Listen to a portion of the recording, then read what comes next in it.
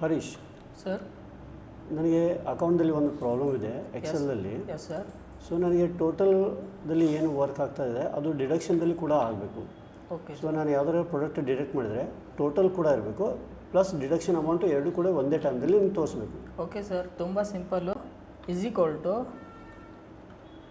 ಸಬ್ total ಅಂತ ತಗೊಂಡು ಇದು ಟೋಟಲ್ ಫಾರ್ಮುಲಾ F9 ಅಂತ ಕ್ಲಿಕ್ ಮಾಡಿ ಕಾಮಾ ಕೊಟ್ಟು ಇಲ್ಲಿರತಕ್ಕಂಥ ಐಟಮ್ಸ್ನ ನಾನು ಪ್ರೈಸ್ ಅಮೌಂಟ್ನ ನಾನು ಸೆಲೆಕ್ಟ್ ಮಾಡಿಕೊಂಡು ಬ್ರ್ಯಾಕೆಟ್ ಕ್ಲೋಸ್ ಮಾಡಿ ಎಂಟರ್ ಹೊಡೆದ್ರೆ ಟೋಟಲ್ ಅಮೌಂಟ್ ಬರುತ್ತೆ. ಓಕೆ, ಇದು ಬರೀ ಟೋಟಲ್ ಅಷ್ಟೇ ಬರುತ್ತೆ? ಹೌದು ಸರ್, ಇದು ಟೋಟಲ್ಲು.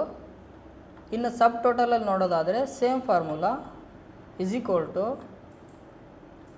ಸಬ್ ಟೋಟಲ್ ಅಂತ ತಗೊಂಡು ಇಲ್ಲಿ ನಾವು ಫಾರ್ಮುಲಾನ ಚೇಂಜ್ ಮಾಡ್ತೀವಿ, ಯಾಕಂದರೆ ಇದು ಡಿಡಕ್ಷನ್ ಆಗಿರುತ್ತೆ.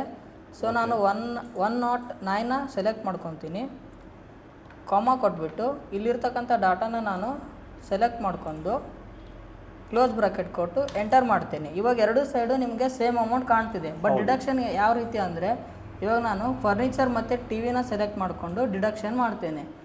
ಹೋಮ್ ಆಪ್ಷನಲ್ಲಿ ಬಂದುಬಿಟ್ಟು ಇಲ್ಲಿ ಫಾರ್ಮ್ಯಾಟಲ್ಲಿ ಹೈಡ್ ರೋಸ್ ಅಂತ ಇದೆ. ಸೊ ಇದನ್ನು ಕ್ಲಿಕ್ ಮಾಡೋದ್ರಿಂದ ನೀವು ನೋಡ್ಬೋದು ಇಲ್ಲಿ